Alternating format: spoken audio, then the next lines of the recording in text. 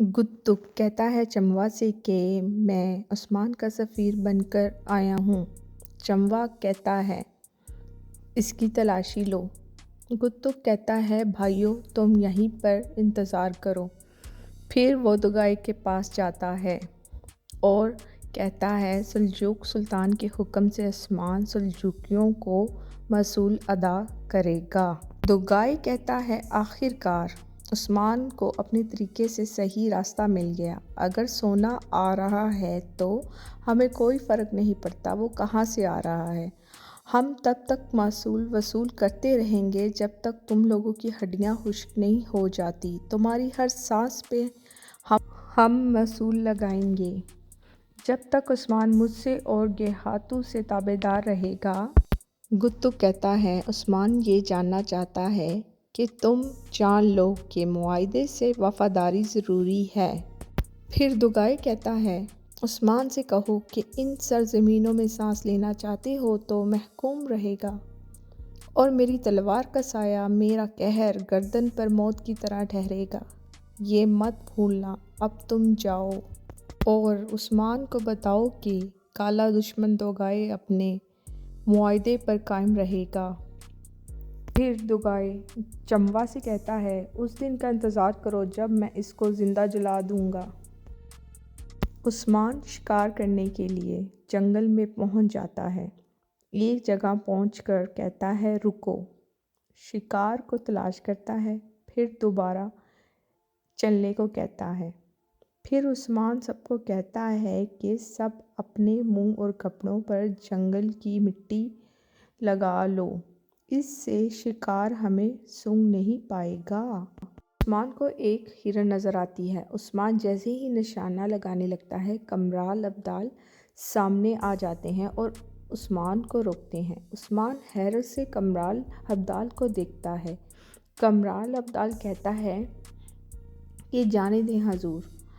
उस्मान कमराल अब्दाल से कहता है ये आपने क्या किया। कमराल अब्दाल बोले वो ज़ख्मी भी था और बेबस भी। उस्मान हैरत से पूछता है क्या ये बेबस था। उस्मान कहता है आपका कहना है कि हम शिकार ना करें, अपना वक्त ज़ाया करें।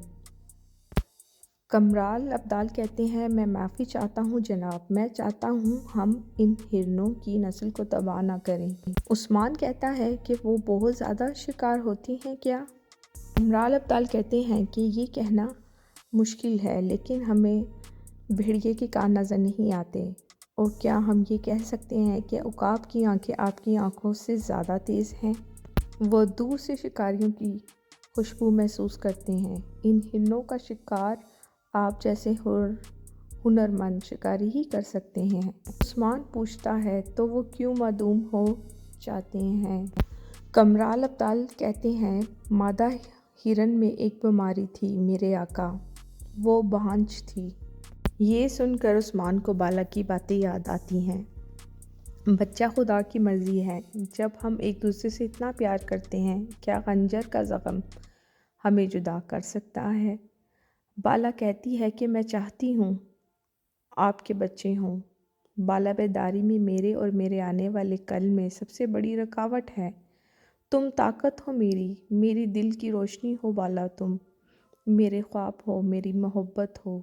ये मेरी सबसे बड़ी ख्वाहिश है कि शेख अब आबादाली मान जाए और मैं तुम्हारे साथ अपनी ज़िंदगी गुजारूं। तुम मेरी अंधी मोहब्बत हो खातून। उस्मान कहता है अगर खुदा ने हमें औलाद ना दी तो मुझे मंजूर है। कमराल अब्दाल कहते हैं हिरन एक रेवड़ के साथ सफ़र में रहते हैं, वो अब सिर्फ नज़र आ रहे हैं। कमराल अब्दाल कहते हैं क्योंकि जंगलों की खूबसूरती इनसे ही है। हमारे अबवाओ अजदाद इनको फ़तह किया और इनको जंगलों का सुल्तान कहा जाता है। अल्लाह की बनाई हुई खूबसूरतियाँ एक एक करके मदम हो रही हैं। उस्मान सोचों में गुम हो जाता है। उसके बाबा उससे कहते हैं कि ये मेरी मर्ज़ी है तुम्हारी औलाद हो। तब ही कमराल अब्दाल पास आकर कहते हैं कि हिरन ही जंगल की असल खूबसूरती है। कमराल अब्दाल कहते हैं मैं आपके लिए शिकार ढूंढ कर लाऊंगा। मैं अभी आपके लिए एक शिकार ढूंढ कर लाता हूँ।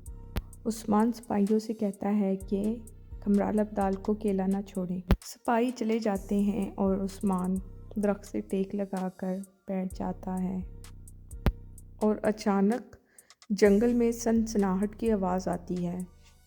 عثمان شکار سمجھ کر پیچھا کرتا ہے اور نشانہ لینے کے لیے تیار ہوتا ہے۔ دور سے ایک لڑکی دلہن کے لباس میں نظر آتی ہے۔ عثمان پوچھتا ہے تم کون ہو؟ جیسے ہی وہ مڑتی ہے تو وہ بالا ہوتی ہے۔ عثمان کہتا ہے بالا تم؟ وہ دکھی اور سنجیدہ ہو کر دیکھتی ہے اور اس کی آنکھیں بھیگنے لگتی ہیں۔ اس کی آنکھ سے خون کا آنسو ٹپکتا ہے۔ عثمان آنسو صاف کرنے لگتا ہے۔ خون اس کے ہاتھ پر لگ جاتا ہے اور پھر دکھایا جاتا ہے کہ وہ سو رہا تھا اور دکھایا جاتا ہے کہ عثمان سو رہا تھا۔ جب وہ نیند سے اٹھتا ہے تو اس کے ہاتھ میں جو تیر ہوتا ہے وہ اس کی انگلی میں چبھ جاتا ہے اور خون نکل آتا ہے۔ وہ گھبرا جاتا ہے اور اللہ تعالیٰ سے مدد کی طلب کرتا ہے۔ میرا دل بند ہے، میرا دماغ بھاری ہے، ان دونوں کے درمیان پھنس گیا ہوں۔ یا اللہ مجھے اس حال سے بچا لے، یا رب رحم کر۔ عثمان خیمے میں واپس آ جاتا ہے تو بالا آ جاتی ہے اور کہتی ہے کہ میں نے آپ کو آتے ہوئے نہیں سنا جناب، اور پوچھتی ہے شکار کیسا رہا؟ عثمان کہتا ہے کہ ہرن کے شکار کے ساتھ ایک پرانی کہانی ہے۔ بالا سوالیہ نظروں سے اسے دیکھتی ہے۔ عثمان کہتا ہے کہ ہرن کو آپ مارنا نہیں چاہتے مگر آپ کو مارنا پڑے گا۔ بالا کہتی ہے عثمان مارنے سے پہلے آپ ہرن کی آنکھوں میں دیکھتے ہیں۔ عثمان بالا کی آنکھوں میں دیکھتا ہے اور کہتا ہے میں نے اپنا فیصلہ کر لیا ہے، اور وہ بیٹھ جاتا ہے اور بالا کو بیٹھنے کا کہتا ہے۔ بالا بیٹھ جاتی ہے اور گھبرا جاتی ہے۔ عثمان کہتا ہے کائی قبیلے کو وارث دینے کے لیے میں ایک اور نکاح کروں گا۔ بالا عثمان کا ہاتھ تھام کر کہتی ہے آپ نے درست فیصلہ کیا عثمان، آپ کے ذہن میں کوئی ہے؟ عثمان کہتا ہے ایک ہے، مگر تم میرے دل میں ہو۔ یہاں تک میرے ذہن میں کیا ہے؟ شیخ ادابالی کی بھی یہی خواہش ہے۔ کیا کہا آپ نے؟ میرے والد کی بھی یہی خواہش ہے؟ بابا کی خواہش؟ کون ہے وہ خاتون؟ کیا میں اسے جانتی ہوں؟ تو عثمان بالا سے کہتا ہے عمر صاحب کی بیٹی مہلون خاتون۔ بالا کہتی ہے کیا میرے بابا نے یہ آپ سے کہا تھا؟ عثمان سر کو ہلا دیتا ہے۔ بالا دکھی ہو جاتی ہے اور اٹھ کر کھڑی ہو جاتی ہے اور عثمان سے تیر کمان لیتی ہے۔ عثمان تیر کمان کو مضبوطی سے پکڑ لیتا ہے۔ بالا زور لگاتی ہے اور کھینچتی ہے اور عثمان کی آنکھوں میں غصے اور غم سے دیکھتی ہے اور کہتی ہے آپ نے اپنا فیصلہ کر لیا ہے، آپ کے لیے نیک خواہشات، اور غصے سے جانے لگتی ہے اور تیر کمان نیچے زمین پر گر کر بکھر جاتے ہیں۔ وہ ان کو سمیٹتی ہے اور کہتی ہے آپ دونوں بہت عظیم اور خوبصورت ہیں، ملعون خاتون اچھی خاتون ثابت ہوں گی، آپ کے مطابق ہیں وہ آپ کو خوبصورت بچے دیں گی، آپ دونوں کے مسائل بھی ختم ہو جائیں گے۔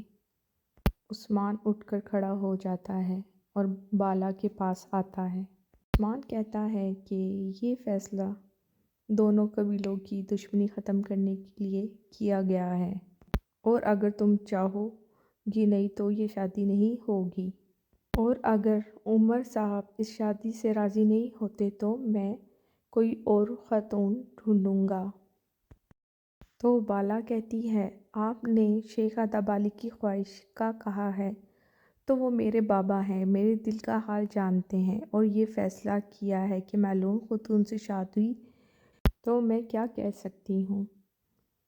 آپ نے فیصلہ درست کیا ہے عثمان صاحب، ملعون خاتون آپ کے لیے مناسب ہے۔ ارطغرل غازی اور شیخ ادابالی کی خواہش پوری کریں آپ، کائی قبیلے کو وارث دیں آپ۔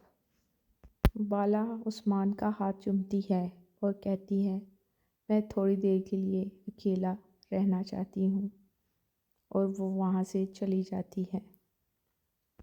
آئی ہوپ آپ کو یہ ایپیسوڈ اچھا لگا ہوگا۔ اللہ حافظ۔